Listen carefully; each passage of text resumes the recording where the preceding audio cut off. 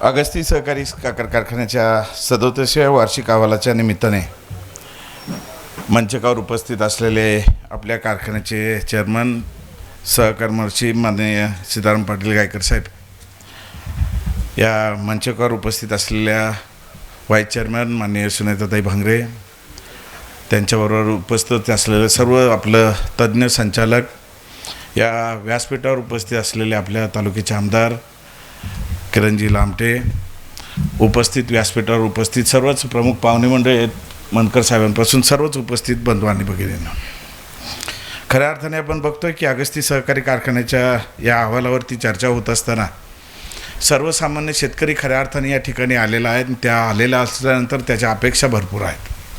अपेक्षा याच आहेत की या कारखान्याच्या अहवालाच्या जर पाहिला तर अहवालावरती बोलायचं झालं तर बरेच वेळेस मी बसलोय त्या ठिकाणी, चर्चा होते अहवालावरती बोला, अहवालाला बोला, परंतु अहवालावरती जर कोट्यवधीचा तोटा जर म्हटलं तर कदाचित मला या ठिकाणी अपेक्षा होती का जर तोटा जर मोठ्या प्रमाणात असेल तर आपले जे कोणी या ठिकाणी नेमलेले CA असतील तर त्यांनी दोष दुरुस्ती अहवालामध्ये या ठिकाणी काय काय चुके झालेल्या आहेत या चुक्या आपल्या सर्वांसमोर ठेवणं अपेक्षित होतं. का कदाचित त्या दोष दुरुस्ती अहवालामध्ये मागच्या अहवालामधून काही आपण घेतलं आहे का, मागच्या मीटिंगमधून आपण काही घेतलं आहे का, आणि जर मागच्या मीटिंगमधून जर खऱ्या अर्थाने बोध घेतला असता तर कदाचित आज वारंवार बरेच जण या ठिकाणी चर्चाही करतात. अहवालावरती बोलत असताना वारंवार तेच प्रश्न या ठिकाणी आपल्या सर्वांसमोर आपले शेतकरी असतील, कष्टकरी शेतकरी असतील, सभासद असतील या ठिकाणी येत आहेत, मांडत आहेत. काय मांडतात आहेत का मागच्या वर्षी या ठिकाणी सर्वांनी मांडलं होतं, मी मांडलं होतं का अगस्ती सहकारी कारखान्याच्या जे शेतकी विभाग आहे या शेतकी विभागाने खऱ्या अर्थाने पुढं आलं पाहिजे. ज्यावेळेस आपण बघतो की आदरणीय गायकर साहेबांनी सांगितलं मागच्या वर्षीचं आपलं क्रशिंग कमी झालेलं आहे, तर हे क्रशिंग वाढण्याच्या दृष्टिकोनातून काय प्रयत्न झाले. कदाचित अपेक्षा ही होती का मागाशी उल्लेख केला कोणीतरी की शेतावरती आपल्या बांधापर्यंत आपला कृषीचा शेतीचा माणूस आला पाहिजे, त्यांनी गायडन्स दिलं पाहिजे. या उलट घडलं आहे काय का ज्या मळेपट्ट्यामध्ये आपण बघतोय ऊसाची जी प्रत आहे ती ऊसाची लागवड देखील कमी झालेली आहे. नवे तर या ठिकाणी आपण बघतोय की प्रवरा क्षेत्रात ऊसाच्या पिकाकडं वळून दुसरे लोक, इतर लोक जे आपण बघतोय की या आल्याकडं किंवा इतर भाजीपाल्याकडं नगदी पिकाकडं वळालेले आपल्याला पाहायला भेटतात. त्याचबरोबरीने आढावा विभाग जर गेलो तर आढावा विभागामध्ये ते जुन्या काळी म्हणायचे का ऊस हा मोजून शोधून घ्यायला लागेल अशी परिस्थिती आढावा विभागातली. का जाऊन पहा आज आपण आढावा विभागामध्ये खरोखर ऊसाची आहे का तेवढ्या पद्धतीने मोठ्या पद्धतीने लागवड.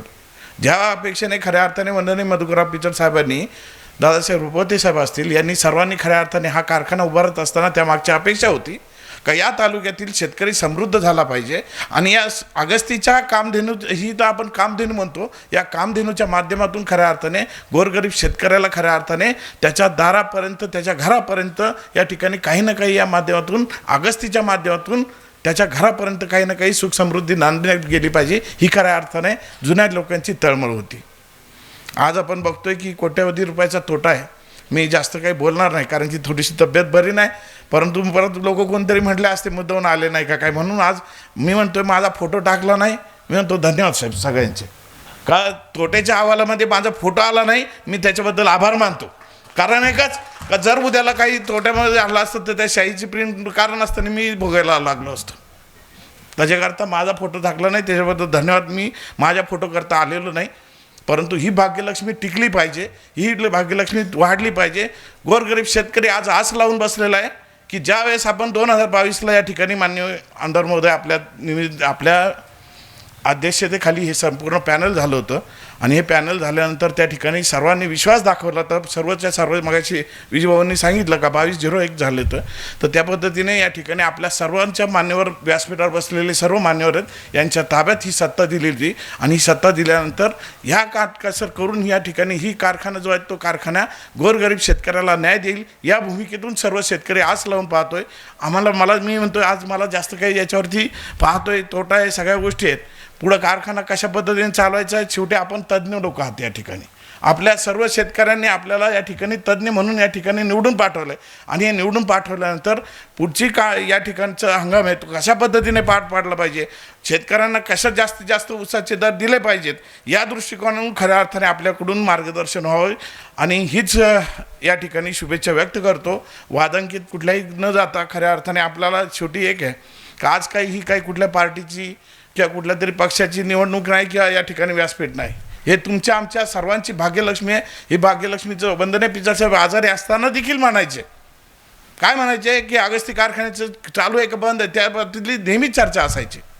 ज्यावेळेस आपण बघतो की मागच्या कालखंडामध्ये 94 कोटी रुपयाचा जो केंद्राचा अहवाल होता, हा अहवालच्या देण्याच्या दृष्टिकोनातून ज्यावेळेस शेवटचे पैसे सोडायचे होते, सोडत असताना राज्याचे मुख्यमंत्री देवेंद्र फडणवीस साहेब यांनी वंदने पिचड साहेबांना आजारी पडायच्या अगोदर फोन केला होता का काय करायचं.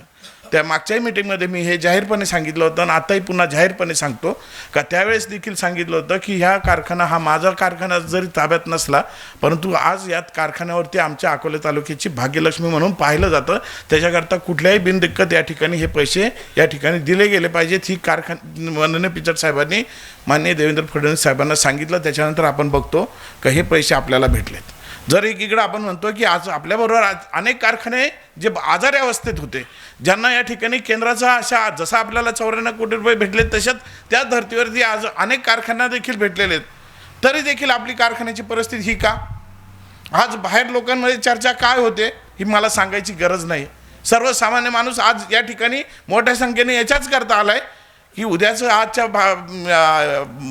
आजच्या या सभेमधून का या तालुक्याला संदेश काय जातोय, काही भाग्यलक्ष्मी कशा पद्धतीने चालवणार आहेत, पुढचा सीझन किती पैसे भेटणार आहेत, हे सर्वजण आपण या ठिकाणी ऐकण्यासाठी आलेलाच आहात.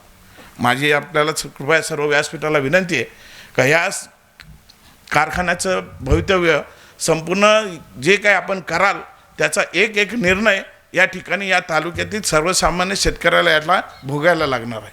मी भोगायला म्हणतो, चांगलं झालं तरी आपण भोगतोय, वाईट झालं तरी आपण भोगतोय. त्याच्याकरता हा भोगायला लागणार आहे. त्याच्याकरता उचित आपल्याकडून चांगले निर्णय होतील. कारण की चर्चा ह्या पण आहेत की जर कारखाना चालू ठेवला तर इतके कोटी रुपयाचा आपल्याला तोटा होतोय, या पण चर्चा चालू आहेत. त्याच्याकरता मला माझ्या माहितीनुसार आपण सर्व या ठिकाणी बसलेली मंडळी तज्ज्ञ आहात.